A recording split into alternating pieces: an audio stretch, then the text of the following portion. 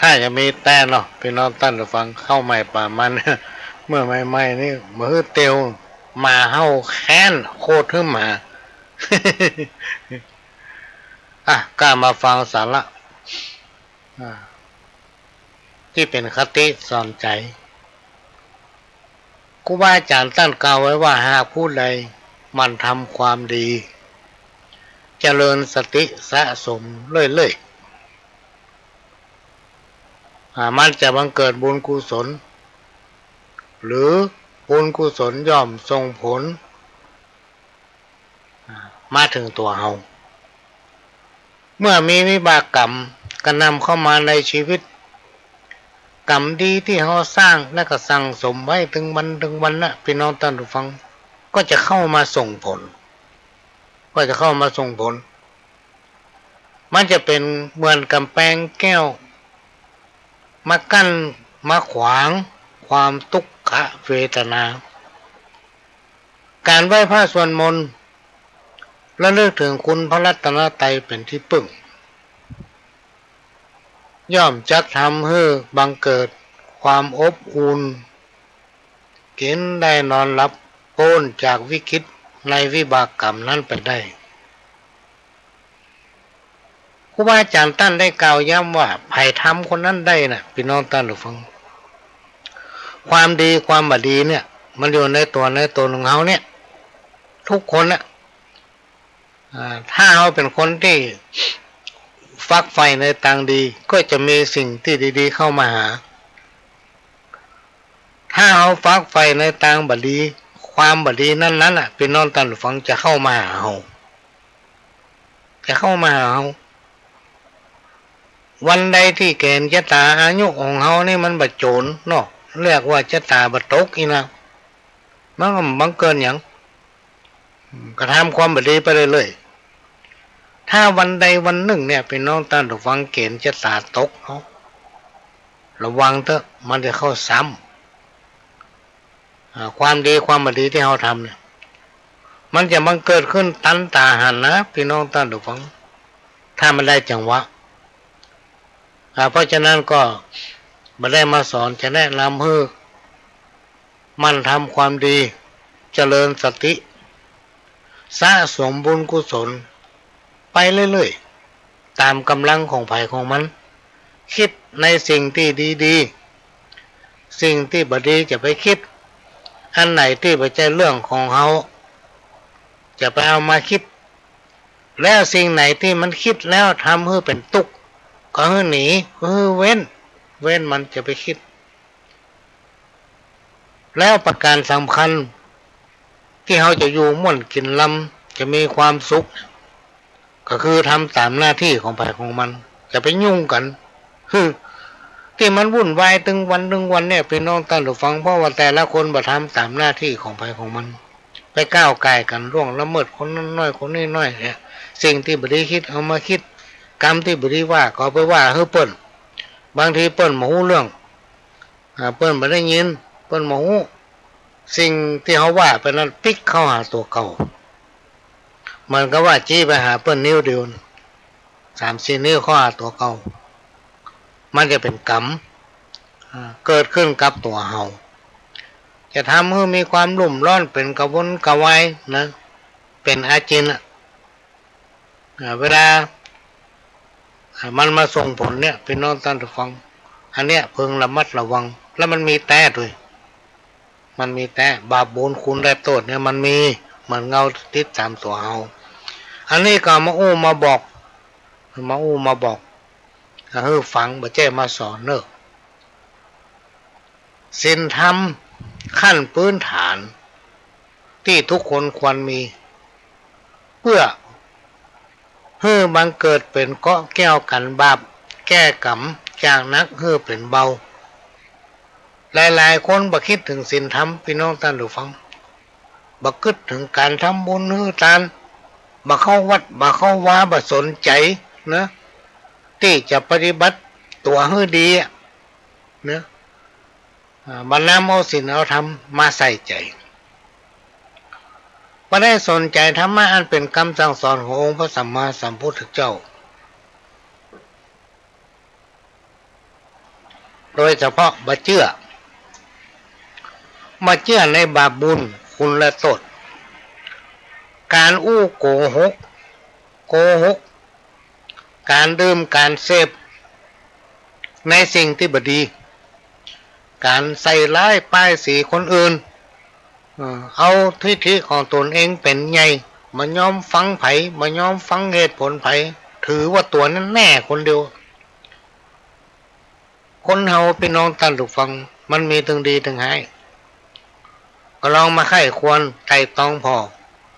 ว่าอันใดที่เป็นแนวคิดแบบผิดๆนะ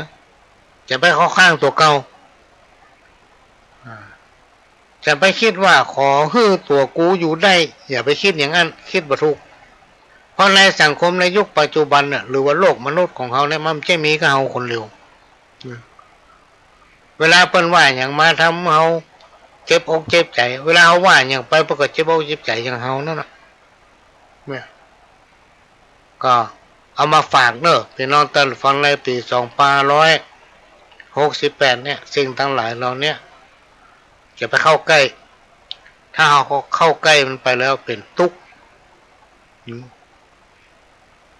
ความคิดของเราเนี่ยบางทีเราอาจจะคิดผิดไปก็แล้วจะไปคิดว่าไผ่หมูถ้าเราอู้ออกไปเป็นหูหมดอย่างใดก็ตามพี่น้องท่านฟังคนเราทุกคนจุหรือว่าหลอกหรือว่าอู้จากโกหกคนอื่นทำได้แต่ท่านจะจุตัวเก่าบัดได้พี่น้องท่านทุกฝังเพิ่นถึงว่าบาปบุญคุณและโทษมันมีเมื่อวิบากผลมันส่งมากรรมที่เราจะได้รับแม้นว่าเราจะได้สำนึกในช่วงนั้นพี่น้องท่านทุกฝังพอปะความวิบัตินี่นะโอ้กูขึ้นได้แล้วต่อไปนี่จะมาเนี่ยอ่านซ้ำอีกนะมันแก้บัดทันแล้ว แก้บัดทันแล้วแก้บัดทันอย่างสังฆะวัตถุ4ประการที่เป็นข้อธรรมะทำให้คนเรามีความสุขมีความเอื้อเฟื้อเผื่อแผ่ต่อผู้อื่นช่วยให้ทุกคนอยู่ร่วมกันในสังคมชุมชนอย่างมีความสุขทานคือการให้หรือให้ด้วยความเสียสละเอื้อเฟื้อแบ่งปันสงเคราะห์ซึ่งกันและกันบากระทำตนเป็นคนตนีเป็นคนมีน้ำใจให้กับผู้อื่นที่ควรให้การถวายจตุปัจจัยแด่พระสงฆ์สามเณรหรือการถวายทานแก่พระภิกษุสงฆ์การช่วยเหลือผู้ประสบภัยพิบัติต่างๆบริจาคทรัพย์หรืออุทิศแรงกายเพื่อช่วยเหลือคนเหล่านั้นอุทิศถึงผู้มีพระคุณบิดามารดาพ่อแม่ครูบาอาจารย์พ่ออุ้ยแม่มอนลูกเต้าเหล่าหลานญาติกาพี่น้องพี่น้องท่านผู้ฟังทุกอย่างพี่น้องมันเป็นของนอกกายเมื่อตายก็เอาอย่างไปตัวไปได้สิ่งที่เขาอย่านำไปตัวก็คือบาปบุญคุณและโทษคนเฮาก่อนจะตายนี่เปิ้นเจิญปน้อยปนนั้นนิมนต์พระสงฆ์องค์เจ้ามาสอนลูก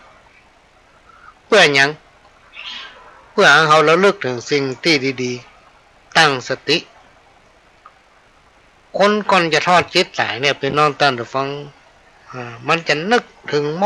ดในสิ่งที่มันทำมานะมันจะบังเกิดขึ้นในจิตการที่เปิ้นเอาคนเฒ่าคนแก่ปน้อยปนนั้นครูบาอาจารย์ไปสอนเปิ้นให้ตั้งจิตถ้าจิตใจบ่ตั้งมั่นมันก็บ่ตายนะทรมานอยู่หั่นล่ะ ทรมานอยู่หั่นทำข้อหนึ่งปิยวาจาจงพูดดีคิดดีจงมีความปรารถนาดีให้ผู้อื่นมีความสุขคืออู้จ่าไพเราะอ่อนหวานและก็มีความจริงใจบ่เสแสร้งนะบ่เสแสร้ง คนเฮาถ้าเสแสร้งใส่กันเนี่ยไปกันไม่ได้เหมินอยู่ด้วยกันไม่ได้เหมินก็คือความมีจริงบ่มีความจริงใจนี่นะถ้าเสแจ้งแล้วเป็นคนที่อู้จาหยาบคายชอบอู้เท็จปั้นเรื่องใส่คนอื่นยุแยงให้เปิ้นผิดกันมีกะโกหกเพ้อเจ้อนะและก็มีความอ่อนน้อมเพราะว่ามันถือตัวแน่โอ้เฮอปัญจังกันนี่โอ้ยดีแท้ๆนะดีแท้ๆครูบาอาจารย์ก็เลยบอกว่าจะไปหลงตัวเก่าเนอะอย่าไปหลงตัวเองนะอันนี้ก็เอามาฝากเนอะพี่น้องท่านฟังมาได้เอามาสอนช่วงนี้ก็จะให้ฟังสักเพลงเนาะเชิญรับฟังครับ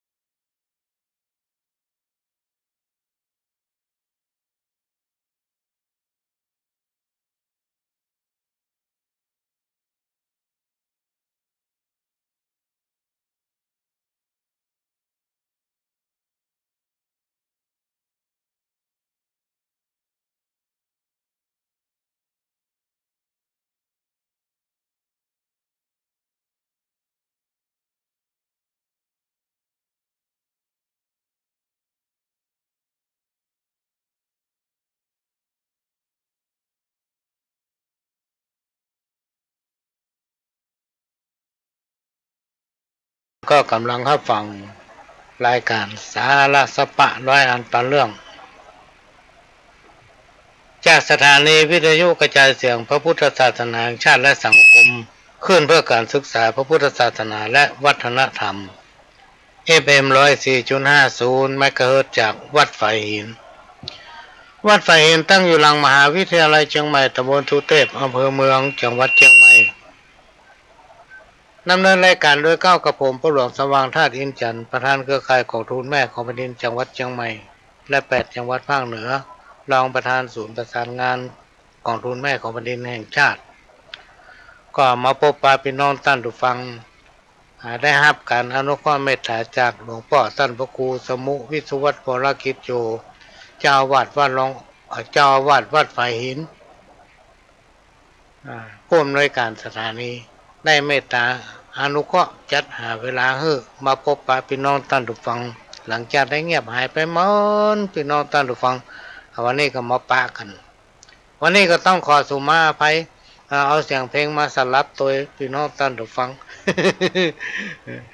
ก็เป็นรายการที่เป็นเจ้าบ้านแต่พี่น้องท่านผู้ฟังที่มาพบปะพี่น้องท่านผู้ฟังนี่นะหลายคนไหลวิทยุมาหามันเป็นไผ่นี่เนาะมันเป็นไผ่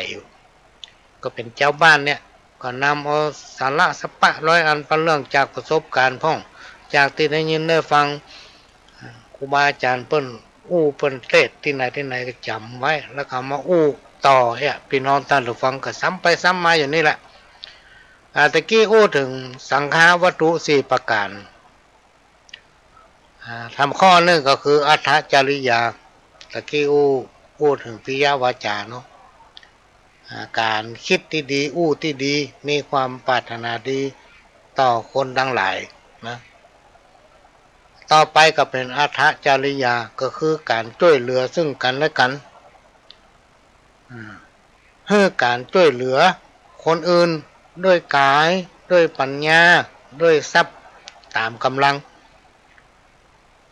ต้องช่วยเพิ่นตามกำลังเฮาไม่ใช่ว่าช่วยเพิ่นเอาจนตัว เหมือนกรรมว่ากรรมที่เพิ่นว่าอินดูเขาเอ็นเราขาดก็ช่วยตามความสามารถของตัวที่สามารถจะช่วยได้หรือว่าเขาช่วยด้วยปัจจัยไม่ได้ก็ช่วยด้วยกำลังปัญญาสติอย่างทั้งหลายเราเนี้ยพี่น้องท่านผู้ฟังตามความจำเป็นที่เพิ่นมีความจำเป็นแล้วก็ต้องการอย่างนี้เป็นต้นทุกอย่างพี่น้องท่านผู้ฟังถึง4ข้อที่กล่าวมาแล้วนะเพราะว่าจะเป็นการตานเพราะว่าจะเป็นปิยวาจาคือการอัฏฐจริยาต่อไปก็จะเป็นสมานัตตาเนี่ยเขาจะต้องทำใจให้เป็นกลางมายินนี้ยินให้นะมาไปก้าวกวนมาไปยุ่งกับเรื่องของไผนึกเอากรรมของพ่อของแม่ของคนเฒ่าของแก่ที่เพิ่นสอนไว้ว่าอะไรที่เป็นเรื่องของเขาจะไปเอามาคิดบดีเอามาในบ้านของตัวเก่าอันใดที่เป็นเรื่องของตัวเก่าก็เรียกไปให้เปิ้นคนอื่นฟังมันไผไม่ได้มาช่วยอย่างเขาสักอย่างเวลาเขาจะจะทำอย่างก็ทำให้มันพอดีทำให้มันพอดีตัวเองบ่เดือดร้อนนะอย่างนี้เป็นต้นครูบาอาจารย์เพิ่นกล่าวไว้ทุกอย่างพี่น้องท่านผู้ฟังเขาจะต้องมีความจริงใจต่อทุกคนนะต้องมีความจริงใจต่อตนเองไม่ใช่ว่ายังทำยัง บางทีจุตัวเก่าเป็นอย่างวันที่16มันผ่านมาละกันเดี๋ยวขอวันที่1 ปี2568แล้วถึงฟุกแน่นี่นะ จุตัวเก่า เวลาปาที่ทานไปพอพระเจ้าเป็นสิ่งศักดิ์สิทธิ์ไปเป็นเทพ ไปอธิษฐานขอหวยพ่อบางผู้บางท่านหอม20 บาทใส่ตู้บริจาค20 บาทขอหวยรางวัลที่1ที่2พุ่นหามข้อหนึ่งสมานัตตาคือเป็นคนบ่ถือตน ราะว่าเป็นคนสม่ำเสมอที่ว่าตะกี้นะมีความจริงใจนะกับคนที่มีความจริงใจต่อเฮาพี่น้องท่านผู้ฟังบัดใจว่าไอ้หมอนั่นมันมีความจริงใจต่อเฮาแต่ว่าเฮาก็ต้องไปจริงใจกับมันติ๊กๆบัดใจนะก็มันบัดจริงใจต่อเฮาไปจริงใจต่อมันหยังนะอันเนี้ยนะพี่น้องท่านผู้ฟังให้ทำอย่างใดได้อย่างนั้นเฮาอู้บดีใส่เปิ้นก็อู้บดีใส่เฮานั่นนะเฮาเอาเปรียบเปิ้นคำเดียวเปิ้นก็มาเปรียบเฮาเหมือนกับเฮาไปโกงกินลักกินของเปิ้นเนี่ยพี่น้องท่านผู้ฟังบาปบุญคุณโทษมันมีก็เดียวของมันลักของเฮาเนี่ยเขาจะต้องเป็นคนที่บ่เอาเปรียบไผ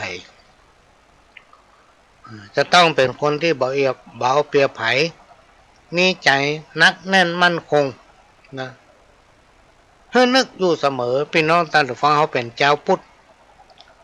เขามีพระแก้วเจ้าทั้งสามประการมีพระพุทธพระธรรมพระสงฆ์เป็นที่เปิ้งทางด้านจิตใจเปิ้นจะพร่ำสอนอยู่ตลอดนะว่าอนิจจังทุกขังอนัตตาอย่างทั้งหลายแล้วเนี่ยมันบัดเที่ยงมันบัดเที่ยงนะอย่างทุกขังเนี่ยความทุกข์ใดๆที่เกิดขึ้นล้วนเป็นสัจธรรมนะพี่น้องท่านผู้ฟังไผก็ไม่สามารถจะหลีกเลี่ยงได้นะนี่อันนี้จังคือความบัดเที่ยงทุกขังความทุกข์ใดๆที่เกิดขึ้นล้วนเป็นสัจธรรมก็คือไผทำอย่างใดได้อย่างนั้นน่ะถ้าเราทำบัดนี้ก็ได้ก็ปะกับความทุกข์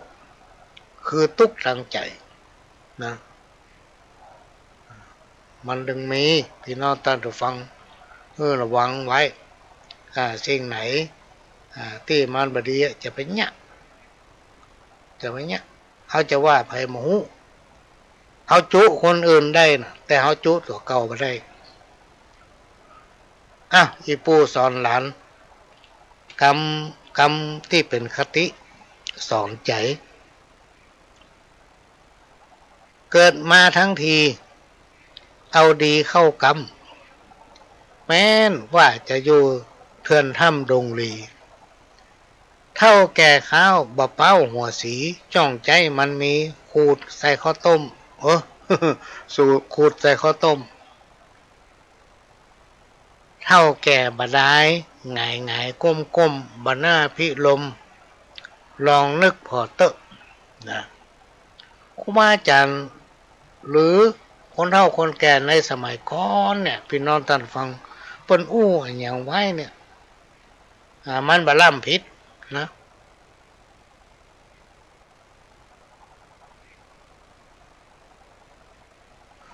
บอกว่าจะเป็นกำทำนายตอยตักไปในวันตั้งหน้าเนี่ยมันแม่นหมดนะพี่น้องท่านผู้ฟังแม่นซึ่งในสมัยก่อนนั้นเจตันสมัยเขายังไม่คิดเลยว่ามันจะมีดาวเทียมในสมัยก่อนเนี่ยยิ่งเขาอยู่บ้านนอกชนบทนี่นะไฟฟ้ามามีพัดลมเรายังเคยหันพูดถึงสมัยก่อนแต่คนในสมัยนั้นเพิ่นมีสติปัญญาเพิ่นอู้ไว้เหมือนกับว่าสายใยกระปุกเนี่ยจะผ่านบ้านผ่านเมืองที่ไหนก็จะมีหมดเนี่ยก็คือสายไฟฟ้าสายโทรศัพท์ที่เขาหันกันถึงวันนี้คนต่างจะเลี่ยนเกี้ยงเหมือนหน้ากองสะบัดใจมีคนเตียวมันถึงมีแตะพี่น้องท่านฟังอันนี้เพิ่นทำนายตัวตักไว้ในสมัยก่อนล่ะเพราะฉะนั้นกรรมที่เป็นคติสอนใจของคนเฒ่าแก่ในสมัยก่อนน่ะพี่น้องท่านฟังมันใจได้มันมีเกิดขึ้นในสมัยนี้หมดกรรมเก่าทำกรรมหนึ่งที่เพิ่นเขียนไว้ว่าไข้กันไข้ฮือเย็นฮืออาบน้ำวังหินกันไข้ฮือมีทรัพย์สินแก้วแหวนเงินทองฮือมันยากการหรือมันไปก้าไปขายเป็นพ่อค้าแม่ค้าเนี่ยนะพี่น้องท่านผู้ฟังมันไม่ใช่ธรรมดานะมันต้องเป็นคนที่มีความขยันที่สุด ขยันที่สุดนะกั้นไข้ขึ้นสวรรค์จันฟ้าให้มันกินมันตาลพี่น้องท่านผู้ฟังอันนี้สมัยก่อนเนี่ยในในช่วงที่เราเป็นละอ่อนเนี่ยเราจะกึดใจนะกึดใจฝืนกำคนเท่ามีข้อคิดที่แย้งว่ากั้นไข้ขึ้นสวรรค์จันฟ้าให้มันกินมันตาลใครร่ำใครรวยให้มันกินมันตาลจะได้อยู่สุขสบายสมัยก่อนเนี่ยเป็นน้องตันหรือว่าเขาคิดตรงกันข้ามกับกรรมที่เป็นว่าไว้เขาคิดว่าเขาตานไปมันก็เสี่ยงไป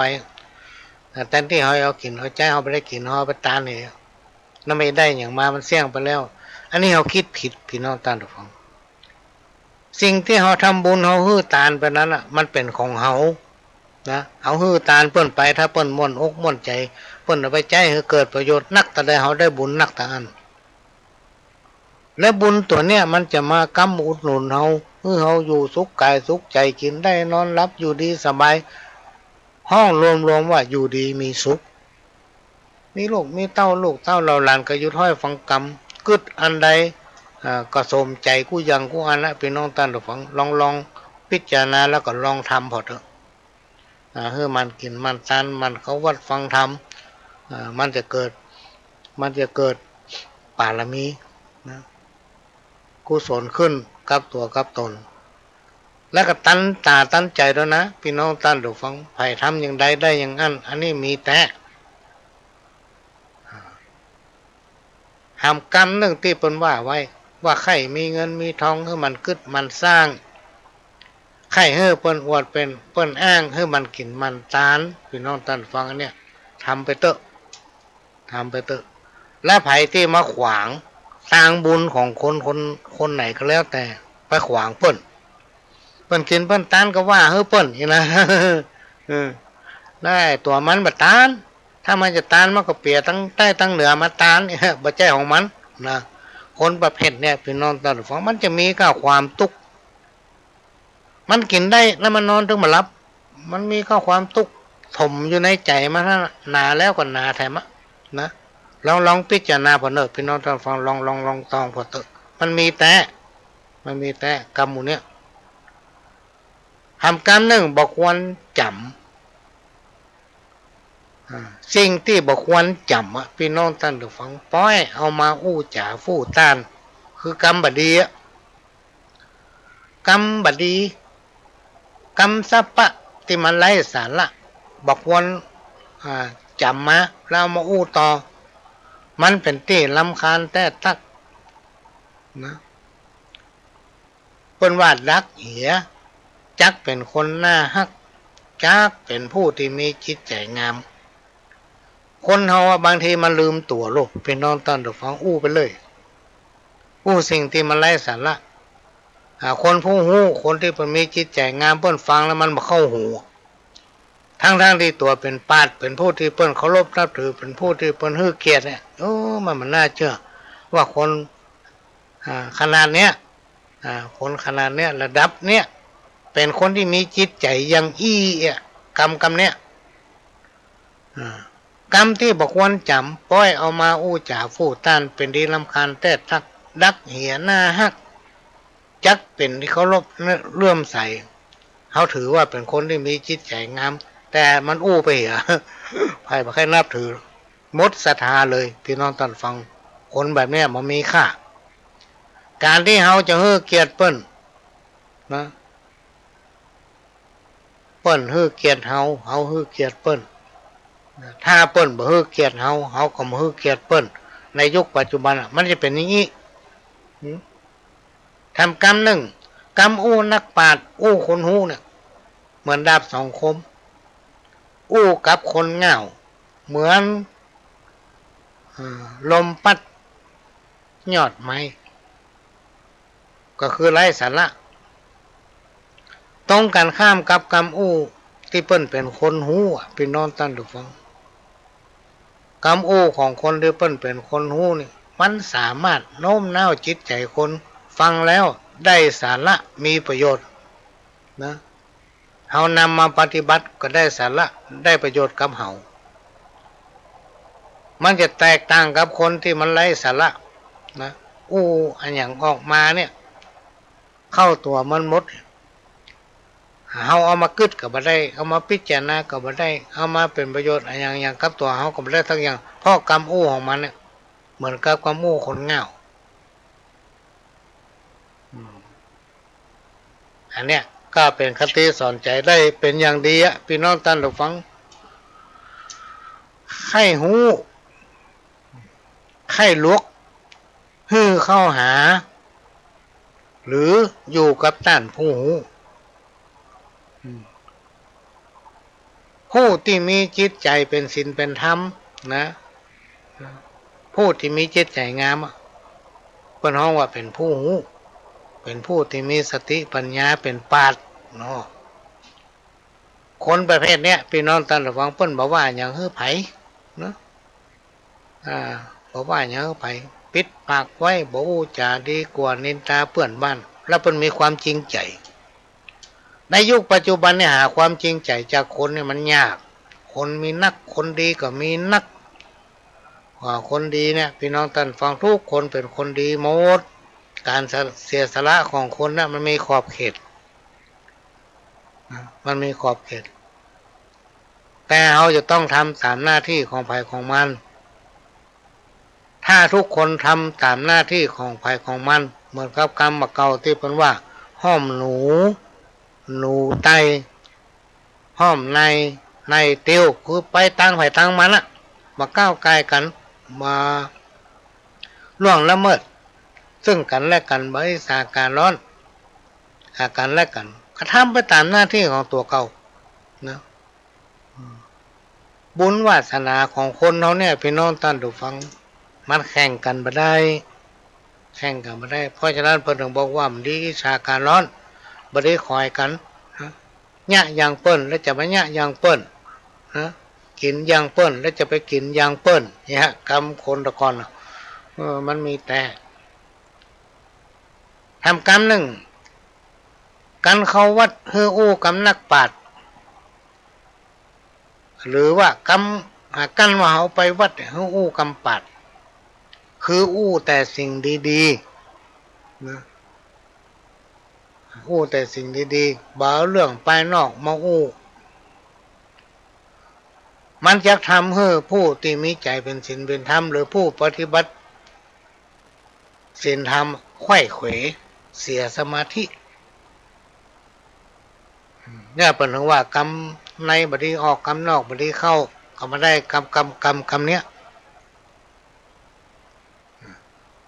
เวลาเราไปที่ไหนเราไปตามสถานะเราตามความเป็นจริงเหมือนเราไปกาดพี่น้องท่านผู้ฟังเราไปกาดก็ต้องกรรมปกากะต้องถามแม่ก้านี่ขายเท่าใดบ้านนั้นมีผักกาดท่าน2 ฮอนเลยเขาก็ค่ายขายนะจะไปขายที่ไหนที่หากรรมปกาแม่ก้าถ้าเข้ากาดวันหนึ่งห้องว่าเข้าเมืองตาเลี้ยวหัวเลี้ยวตาตามอันนี้ก็คืออยู่บ้านไหนเอาไฟบ้านนั้นไปที่ไหนก็ปฏิบัติตนเป็นอย่างนั้นนะมาแจ้เอาไปกลางกาดไปธรรมะธรรมโมไปฟังเปิ้นเมาขายครัวกรรมเก่าทำกรรมหนึ่งหมื่นตากว้างพอหนทางไก่อันนี้มีความหมายว่าจะทำอันอย่างเกี่ยวกับการทำมาหากินก็พอเปิ้นนะสิ่งบดีอย่าทำเวลาคบหาสมาคมกับไผ่ผู้ใดก็มีความจริงใจกับเปิ้นไผ่ทำได้คบกันไปเจ้าเต้าตายพี่น้องท่านผู้ฟังแต่ถ้าเอาคบกับเปิ้นเอาเปรียบเปิ้นติ๊กเนี่ยก็เดี๋ยวเปิ้นก็บ่ไหวมันเอาเปรียบเอาติ๊กเนี่ยบ่ไหวจะไปในย่างคบอันนี้ก็สำคัญนะพี่น้องท่านผู้ฟังของมันต้องอาสาเปิ้งอาศัยลงแต่เอาไปอาศัยเปิ้นติ๊กอาสาหายแสบคำนั้นกรรมก็ทำกรรมหนึ่งกิ้วปูกิ้วน้อยพอหันกิ้วคนนี่พอหมานอันนี้เป็นความจริงพี่น้องท่านผู้ฟังบุญวาสนาของคนเขาเนี่ยมีไผ่พ่อหัน วันนี้เป็นอย่างนี้วันหน้าจะเป็นอย่างไรเนี่ยไผ่มาอาจจะหู้ได้เปิ้นหนึ่งมีคำเปรียบเปยว่าเฮาหู้วันเกิดแต่เฮาบ่หู้วันตายอันนี้ก็เอามาฝากไว้พี่น้องท่านผู้ฟังเป็นคติเตือนใจเป็นคติสอนใจไม่ใช่มาสอนเนอะพี่น้องท่านผู้ฟังมาอู้หูฟัง ก็เลยว่าบาทตอนนี้มันมาเป็นไผเมื่อสอนเขาเป็นยังนี่เนาะ อู้หูฟังเจิญฟังเพลงสักเพลง2เพลงก็เดียวก็มาปะกรรมรอบหนึ่งเจิญให้ฟังครับ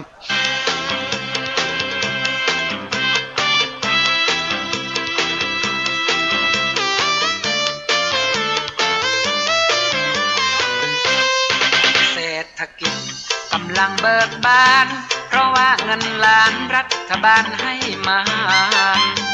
ช่วยกันแบบรากหญ้ายืมเงินไปกาเพื่อพัฒนาครอบครัวพ่อหลวงประกาศเสียงตามสายล่วงหน้าเป็น 3-4 วันน่ะเพื่อมาประชุมเรื่องเงินล้านเพราะถึงเวลาเราต้องใจหนี้คืนล่ะโอ้ยังมากันเต้าเอี้ยนี่ที่ตอนจะเอามาเงินนี่หลายแตะหลายว่า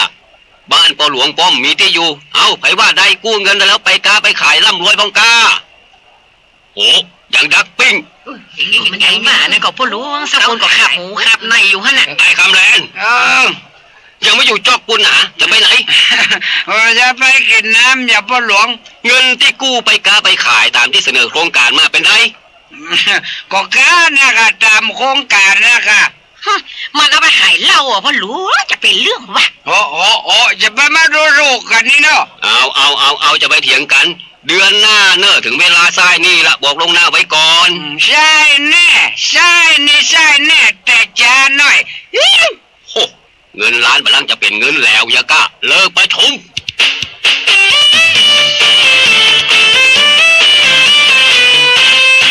ซื้อของก็ต้องจ่ายเงินยืมเงินเปิ้นก็ต้องใจคืนต้องการเงินล้านยืมหมื่นถึงเวลาใจคืนจะไปคืนมาได้เอาถึงเวลาใจนี่กันแล้วเนอะไผที่ยังไม่ได้ใจตัวนี้ใช่แล้ว4-5 ลายแล้วเจ้าพ่อหลวงโอ้ขาดไผเนี่ยเนี่ยก็มีคำเรียนนี่คนละเนี่ยไม่ได้ใส่เนี่ยคนเป็น5มันบอกยื้อค่าคนเดียวโอ้ไอ้คำอย่ามาจ่ายมันจะเอาปัญญาที่ไหนมาจ่ายพ่อหลวงกู้เงินไปขายเหล้าแต่ไอ้คำเข้าเป้ลูกให้มาเป้สูงหันอันมาใช่บะมี่มันนี้มาจ่ายหันเป็นกรรมการเอ็นให้หูบันเลือกกรรมการบางคนก็บาดใจชูเขาดึงเอากันไว้บกป้องกันให้หูค่ะไอ้คำไปว่าอย่างอันคนอื่นเป็นเสียหายโลกหลวงก็แหมคนเนาะพ่อหลวงมาได้กู้นะบากู้แต่คนอื่นเขากู้เพื่อให้หูค่ะปอกันเดียวจะหันให้ไผที่ยังบาซ้ายนี่นะพ่อหลวงจะประกาศเสียงตามสายเนอะประกาศไปเลยบาซ้ายอย่าง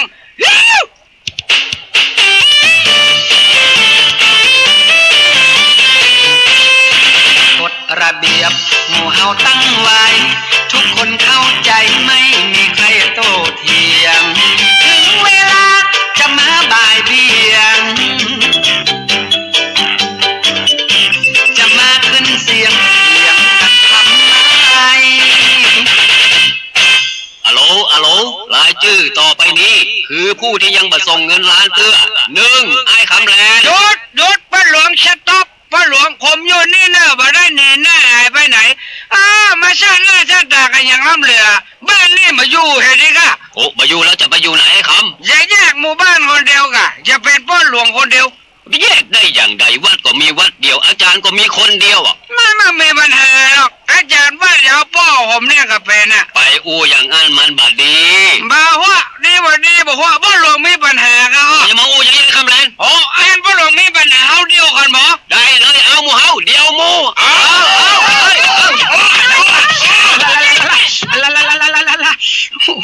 พวกโครงการเงินล้านเนี่ย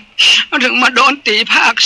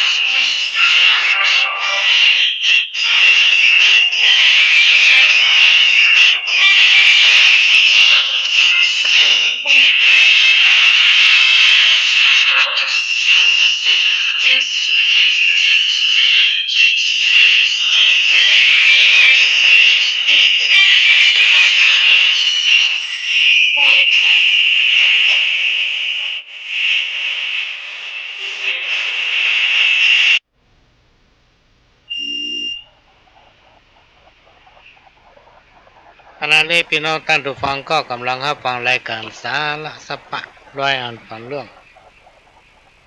จากสถานีวิทยุกระจายเสียงพระพุทธศาสนาแห่งชาติและสังคมเพื่อการศึกษาพระพุทธศาสนาและวัฒนธรรม FM 104.50 เมกะเฮิรตซ์จากวัดไฟหินวัดไฟหินตั้งอยู่หลังมหาวิทยาลัยเชียงใหม่ตำบลสุเทพอำเภอเมืองจังหวัดเชียงใหม่ดำเนินรายการโดยเก้ากับผมผู้หลวงสว่างธาตุอินจันทร์ประธานเครือข่ายกองทุนแม่ของแผ่นดินจังหวัดเชียงใหม่และ8จังหวัดภาคเหนือรองประธานศูนย์ประสานงานเครือข่ายกองทุนแม่ของแผ่นดินแห่งชาติก็มาพบปะพี่น้องท่านผู้ฟังเป็นประจำทุกวันเสาร์ตั้งแต่เวลา 4 โมงถึง 6 โมงเมื่อแลงและก็เป็นประจำทุกวันอาทิตย์พี่น้องท่านผู้ฟังบ่ายโมงถึงบ่าย 3จบแล้วก็พักกิจกรรมแล้วก็มาปะกันทำไม5 โมงถึง 6 โมงเมื่อแลงวันอาทิตย์เป็นประจำทุกคืนวันพุธพี่น้องท่านผู้ฟัง 4 ทุ่มถึง 5 ทุ่มพบปะกันตั้งสถานีวิทยุแห่งนี้ก็นะครับอนุเคราะห์เมตตาจากท่านผู้อำนวยการสถานีหลวงพ่อพระครูสมุวิสุวัฒน์วรกิจโจเจ้าอาวาสวัดไฟหินผู้อำนวยการสถานีได้เมตตาอนุเคราะห์ให้เวลามาพบปะพี่น้องท่านผู้ฟังจะเสี่ยงปีละพี่น้องท่านผู้ฟังทำบักกี้วันก็จะเป็นปีใหม่ก็จะมีการส่งท้ายปีเก่าต้อนรับปีใหม่ซึ่งทุกวัดพี่น้องท่านผู้ฟังก็จะมีการจัดกิจกรรมส่งเสริมพระพุทธศาสนาเพื่อความเป็นสิริมงคลกับพ่อแม่ศรัทธาตายกตายกาหรือว่าพี่น้องศรัทธาสันนิบาตจานเข้ากระเจิญจวนจักจวนลูกเต้าเหล่าหลานไปร่วมกันปฏิบัติศีลภาวนาสวดมนต์ข้ามปีเพื่อความเป็นสิริมงคลกับตัวเก่าในโอกาสที่จะขึ้นปีใหม่ปี 2568 มันเป็นสิริมงคลกับตัวเองพี่น้องท่านผู้ฟังเฮาเป็นเจ้าพุทธเฮาน้อมนำเอาวิถีพุทธวิถีธรรมน้อมนำเอาหีบห้อยประเพณีเช่นปู่ย่าตายายเฮาเพิ่นนำปฏิบัติมาจนถึงปัจจุบันเนี่ยถ้าเฮาเป็นตัวอย่างให้ลูกกับหลานประจักษ์จุงเขาไปมาแนะนำเขาพี่น้องท่านผู้ฟังเขาจะสังเกตเห็นว่าสังคมในยุคปัจจุบันเนี่ยมันมีสัปปะเกิดขึ้นนะเป็นเรื่องตึงดีตึงบดีพี่น้องท่านผู้ฟังที่มันเกิดขึ้นในสังคมถึงวันเนี่ยจนพ่อมาแค่ดูข่าวดูแล้วมันบ่ม่วนใจเพราะฉะนั้นก็เชิญพี่น้องท่านผู้ฟังทั้งหลายได้จักชวนบุตรหลานลูกเต้าเหล่าหลานของท่านญาติมิตรมิตรสหายที่บ่เคยร่วมกิจกรรมสวดมนต์ข้ามปีเพื่อความเป็นสิริมงคลกับตัวเก่าในคืนวันที่31ทุกวัดเพิ่นจัดใครอยู่ใกล้วัดใดคือไปวัดนั้นและตอนเจ้าทุกเจ้าของวันที่1ปี 2568 หรือทุกปีพี่น้องท่านผู้ฟังถ้ามีการเปลี่ยนปีใหม่นะ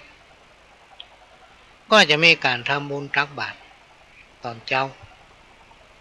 ทำไปเตอะมันบ่เสียหลายเพราะผลบุญที่เราทำนั้นจักส่งผลให้เราได้ดีไปหน้าเพื่อความเป็นสิริมงคลของศรัทธาเจ้าพุทธเราทั้งหลายเขาสังเกตเห็นว่าในวันขึ้นต้นปีใหม่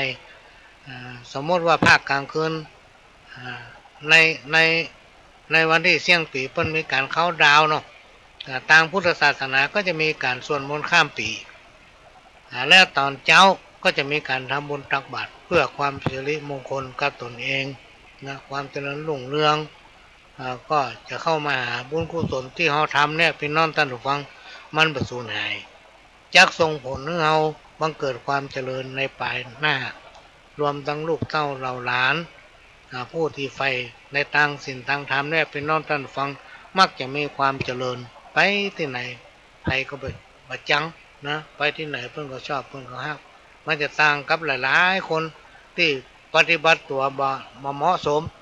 บรรณาเขารบนับถืออ่ะพี่น้องท่านฟังไปที่ไหนเปิ้นจังคนประเภทนั้น เพราะนั้นก็ขอเชิญเนอะ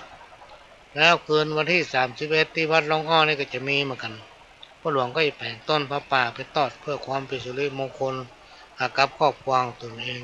ก็จะแผงพระป่าไปตั้งที่ในพระวิหารนะก็ส่วนมนต์ข้ามปีเสร็จเรียบร้อยเป็นเปลี่ยนพศใหม่เนาะแล้วก็จะได้ถวายต้นกฐินต้นพระป่าท่านใดจะร่วมก็เชิญเนอะอนุโมทนาร่วมบุญด้วยกันก็หลวงจะแปลงต้นไปตั้งที่พระวิหารของวัดหลวงอ้อสาระกรรมเก่าวันนี้9 เหลี่ยม10 เหลี่ยมบัด9 เหลี่ยมใบแขม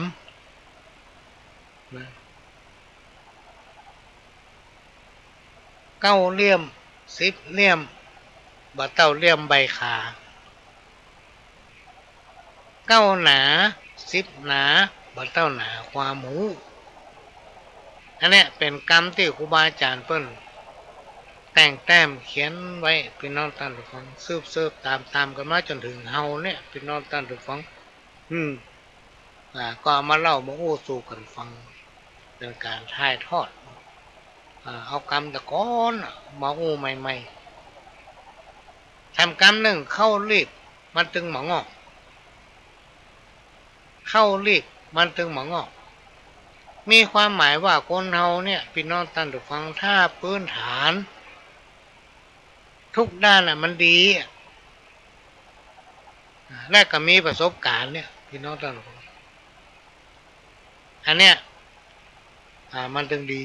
คบหาไปเถอะคึดอันยังก็มีประโยชน์ต่อตนเองและสังคมนะ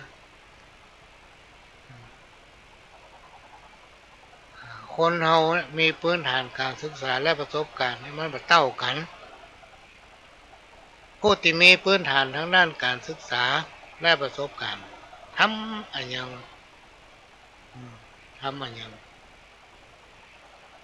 ก็ได้น้อยไปตามความสามารถของตนเองนะถ้าคนผู้นั้นมีจิตใจไร้ศีลธรรมหรือว่าศีลธรรมบ่มีอยู่ในจิตในใจพี่น้องท่านผู้ฟังบอกว่ามันจะคิดจะทำอันอย่าง ว่ามันจะคิดจะทำอันอย่างก็ยากจากคนที่เคยเคารพนับถือหายไปพี่น้องท่านผู้ฟังเพราะอย่างเพราะมันเป็นคนที่ไร้ศีลธรรมบ่มีศีลธรรมอยู่ในใจความชอบธรรมบ่มีในใจ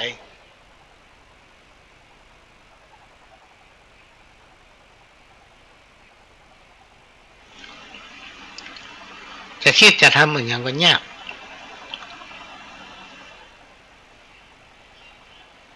ของบัลลังก์ได้แหลมว่าเอาใส่ถุงสปายงั้นเนี่ย ก็หลุดลงจากบ่านะของบัลลังก์ได้มันแค่ของเฮาลูกเนาะอันนี้มันเปิ้นจะมีความหมายว่าบัดนี้เอาของเปิ้นมาเป็นของตัวอันใดที่บ่ใช่ของเฮาจะไปเอานะบางคนหู้อยู่แต่ว่านี่บ่ใช่เกิบของกูเนี่ยซุปเอาไปอยู่อ่ะ แล้วเกิบขี้เมี่ยงตัวไปเปลี่ยนเอาซุปของเปิ้นไปเหี้ยเนี่ยของบัลลังก์ได้จะไปเอามันแจ้งเฮาอ่ะอันอย่างบางอย่างเนี่ยเฮาใส่ถุงใส่กระเป๋าสะพายอย่างดีมันยังหลุดลงจากบ่าเฮาไปอันใดที่ไปแจ้งเขาจะไปเนี่ยจะไปเอาของเปิ้นอย่าไปเอาของเปิ้นมาเป็นของตัวมันบ่ดีมันผิดศีลผิดธรรมใครมาป้อยังผิดกฎหมายทำตุ้ยนะ อันนี้ก็เอามาโอ้ฟังเนอะเป็นน้องท่านฟังแจ้มาสอนมันจะว่าบาตัวนี้มันเป็นภัยมาสอนเขาเป็นยังไม่ได้สอนเอามาโอ้ฟังของล่างได้แหลมว่าอยู่ปลายไม้มันก็ยั่วจวดลงมาใส่เฮานี่อันนี้คือกรรมโบราณละพี่น้องท่านฟังกรรมโบราณคนเฒ่าแก่มาเก่าเพิ่นว่า ของไม่ล้างได้มันต้องได้ของไม่ล้างได้มันต้องบ่ได้นะเฮ้อจำไว้ในใจท่านเถอะนะกรรมมาเก่าทำกรรมหนึ่งจับใจแห้งบัดแน่นใจกาจับใจครูบาบ่จับใจพระน้อยจับใจพระน้อยซ้ำบ่จับใจขโยมหม่ำละอย่า จิตใจของคนเฮาเนี่ยพี่น้องท่านผู้ฟังมันมาเหมือนกันเพิ่นถึงมีคำว่านานาจิตตังเนี่ยนานาจิตตังทำกรรมหนึ่งก็คือกรรมเก่ากามตัณหาปาเฮ่อล่วงล้ำบังเกิดไม่สันดานอันนี้มีความหมายว่าความอยากในกรรมกุลมักจะนำไปสู่ความเดือดร้อนเนี่ยมันมีแต่นะพี่น้องท่านฟังลองสังเกตพอเนอะครับกรรมหนึ่งบาปอยู่ที่คนจำกรรมอยู่ที่คนทำหรือว่ากรรมอยู่ที่คนเนี้ยหมายความว่าจะทำอันอย่างเนี่ยให้นึกถึงบุญคุณและโทษนะบาปบุญคุณและโทษเนี่ยเป็นน้องท่านเดี๋ยวฟังมันถึงมันหนีมันถึงมีเว้นนะมันแบบเว้นหรือไผ่สักคนคนไหนทำอย่างใดคนนั้นได้อย่างนั้นนะแต่มันบุญเนี่ยมันจะจ้าน้อยทำความดีมันจะจ้าน้อยแต่เวลาผลมันออกมาละกินไปเหมือนน้ำบ่อจืมใส่บะเสี่ยงบะซ้ำกินแล้วเฮ้อเก็บเจ็บแล้วเฮ้อจำนี่มีความหมายว่าเฮ้อหู้จักเก็บและจำสิ่งที่ทำเฮ้อเป็นประสบการณ์หมายความว่าทุกอย่างเนี่ยพี่น้องท่านผู้ฟังไม่เป็นประสบการณ์ในชีวิตของเราที่ผ่านมานะสมมติในปี2567เนี่ยเขาได้ทำมันอย่างไว้หรือว่าภัยทำมันอย่างไว้กับเขาเนี่ยมันจะเป็นสิ่งหนึ่งที่ฝังอยู่ในจิตนะเพราะฉะนั้นสิ่งดีๆพี่น้องท่านผู้ฟังควรจะจำและก็นำปฏิบัติต่อไปมันจะได้เป็นตัวอย่างให้กับลูกกับหลานลองมานึกเถอะบัดเดี๋ยวนี้เขาอายุต่อใดเขามีลูกมีหลานแล้วพี่น้องท่านผู้ฟังในอนาคตลูกหลานเขาเนี่ยจะสืบแทนเขาไปเหมือนเขาสืบแทนปู่ย่าตายายสืบแทนพี่น้องวงตระกูลมาเนี่ยอย่างนั้นแหละผิดกรรมเก่าทำกรรมหนึ่งมาหลวงก้านมาหลายมาหลวงก้านมาหลายหมายถึงความสามัคคีสามัคคีคือพลังพี่น้องท่านผู้ฟังคนเราถ้ามีความสามัคคีกันนะคนที่อื่นคนภายนอกเนี่ยจะมาลุกลานถึงแบบได้นะเหมือนในอดีตการมีข้าศึกมาล้อมเมืองฆ่าทหารหมดล้อมประตูเมืองกันละแวดอยู่ประตูเมืองกันละข้างก็เปิดประตูได้ก็เข้ามาในเมืองเลยคนอื่นตายหมดเสนามาก็ตายหมดเนี่ยในขณะนั้นพี่น้องท่านผู้ฟังเจ้าบ้านเจ้าเมืองเปิ้นมีความสามัคคีกันมาผสมจุ่มนุ่มกันไผมีค้อนเอาค้อนมาไผมีมุยมีมีดมีขอบกขอจังที่มันสามารถจะเป็นอาวุธได้ปากันเอามาข้าศึกทั้งหลายได้ใจละโอ้เจ้าบ้านเจ้าเมือง ถึงการขู่แน่ผู้มาเจ้าคุยเขายึดเมืองละขึ้นนั่งบัลลังก์แล้วปกครองเขาละแล้วก็สลาใจปากันกินเหล้ากินยาปากันรับเอาแหงก่อนผู้มาเจ้าจะเข้าบุกเมืองเจ้าบ้านเจ้าเมืองเพิ่นมีความสมัครสมานสามัคคีกันนะพี่น้องท่านผู้ฟังเพิ่นฮักกันนะเมืองนั้นเพิ่นฮักกันนะไผมีขอบกขอจ้างมีอย่างที่มันสามารถจะเป็นอาวุธได้เอาออกมาแล้วร่วมกันนะพี่น้องท่านผู้ฟังเข้าตีค่ายของข้าศึก จะต้องขออภัยเข้าตีค่ายของข้าศึกอยู่ประเทศพี่น้องท่านผู้ฟังต้องหนีตายกันนะวุ่นวายไปหมดในที่สุดเมืองนั้นก็เป็นเมืองของประชาชนน่ะเป็นเมืองของราษฎรในเมืองนั้นน่ะถ้าบ้านไหนประสามัคคีกันนะพี่น้องท่านผู้ฟังบ่ฮักกันนี่นะมันมีความจริงใจต่อกันสิ่งดีสิ่งเด่นกันนี่นะพี่น้องท่านผู้ฟัง คนอื่นเข้ามาปกครองบ้านเหมือนกับเมืองเนี้ยถ้าเจ้าบ้านเจ้าเมืองบ่ฮักมาสมัครสมานสามัคคีกันนะต้องเสียเมืองคือค่าศึกเหมือนกับประเทศไทยของเขาเนี่ยสมัยตะก่อนนี่กว้างขวางขนาดไหนที่เขาต้องเสียพรมแดนไปทีละน้อยทีละน้อยเพราะอย่างเพราะความสามัคคีมันลดมันหายถ้ามือต้องเสียพื้นแผ่นดินไปเตือทีละน้อยละน้อยอย่างตอนเนี้ยในต่างประเทศที่มันอยู่ใกล้บ้านเฮาเนี่ยผลิตสิ่งบดีมาขายให้บ้านเฮาติ๊กๆเนาะผลิตสิ่งบดีอย่างยาบ้ายาอย่างเนี้ยเปิ้นว่าบดีมันก็ผลิตมาขายติ๊กๆเขาว่าปั้มกำไรกำแสนนะ ส่งมาขายประเทศไทยเป็นล้านๆยับอย่างใดมันก็ไปเสี่ยงสักเตื้อเพราะมันอยู่ใกล้บ้านเฮานี่หลายคนมาบอกก็เปิ้นย่ำไปถล่มที่มันผลิตอ่ะ มันผลิตอยู่บ้านไหนไปถล่มบ้านนั้นนี่หรอกคือมันแล้วมันรอดไปเหยลูก เขาก็มีการศีลการธรรมมาเป็นน้องๆไปโอ้เขาฟังไปที่ไหนก็โอ้ว่าโอ้คนเขาจะต้องครองตนเองด้วยธรรมะวัดหรือพระพุทธศาสนาหรือธรรมะอันเป็นคำสั่งสอนองค์พระสัมมาสัมพุทธเจ้าเนี่ยเป็นยาภาควิเศษที่จะมารักษาจิตใจและร่างกายของคนเฮาเนี่ยคนใดมีศีลมีธรรมะเป็นน้องตั้นหรือฟังจิตใจมันงามร่างกายอุดมสมบูรณ์เฮาพอหน้ามันหน้าจุ่มมันน่ะอู้กรรมมันอย่างออกมาเนี่ยโอ้ยน่าฟังคนที่ไร้คุณธรรมไร้ศีลไร้ธรรมมันต้องมีอย่างว่าเพิ่นคนอื่นติ๊กๆก็เป็นหน้าแห้งวันค่ำเนี่ยเนี่ยอันนี้ก็ลองพิจารณาพอเลิกพี่น้องท่านฟังมันเป็นกรรมที่คนตะกอนเพิ่นอู้กันมาอย่างนั้นน้ำบวยกันมันสั้นตักน้ำมาถึงก้นหม้อน้ำบวยกันมันสั้นตักน้ำมาถึงก้นหม้อหรือก้นบอ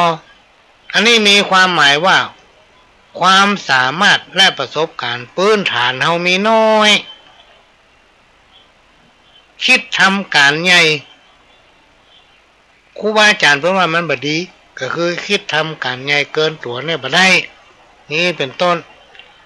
อันนี้ก็เอามาฝากไว้เนอะพี่น้องท่านผู้ฟังก็เป็นรายการที่ชาวบ้านนะโมสาระสัพพะมาเล่ามาโอ้สู่กันฟังทางสถานีวิทยุ FM 104.50 เมกะเฮิรตซ์วัดไฟเห็นวัดไฟเห็นตั้งอยู่ตำบลสุเทพอำเภอเมืองจังหวัดเชียงใหม่ไปทางกาดต้นขยอมไปติ๊กพี่น้องท่านผู้ฟังมันจะมีป้ายอยู่ขวามือบอกว่าวัดไฟเห็นท่านก็ไปที่นั่นได้ไปเอี่ยวไปเยี่ยมวันปีใหม่วันที่31ทางวัดเพิ่นก็มีสวดมนต์ข้ามปีวันปีใหม่เพิ่นก็มีการทำบุญตักบาตรตอนเช้าก็เจอเนอะพี่น้องท่านผู้ฟังวัดไฟเห็นซึ่งเป็นรายการที่ได้รับการอนุเคราะห์เมตตาจากท่านผู้อำนวยการสถานีหลวงพ่อพระครูสมุวิสุวัฒน์วรกิจโจเจ้าวาดวัดไฟเห็นท่านได้พิจารณาให้อนุเคราะห์จัดหาเวลาให้พ่อหลวงขโยมเก่ามาเล่ามาอู้สู่กันฟังก็มีสาระพ่องมันมีสาระพ่องก็อดใจฟังไปเถอะพี่น้องท่านผู้ฟังเนื่องจากว่ามันเป็นเจ้าบ้านแท้ๆที่มาอู้มาจากกะพี่กับน้องทุกวันเสาร์ตั้งแต่เวลา 4:00 ถึง 6:00 แมลงทุกวันอาทิตย์ 13:00 ถึง 3:00 แล้วก็ 5:00 ถึง 6:00 แมลงของวันอาทิตย์มีอยู่2รอบทุกคืนวันพุธตั้งแต่เวลา 4:00 ถึง 5:00 ก็มาพบมาปะกันเนอะวันนี้เวลาหมดเวลาพ่อหลวงก็จะขอนำรายการนี้จากพี่น้องท่านผู้ฟังไปก่อนขอสวัสดีครับ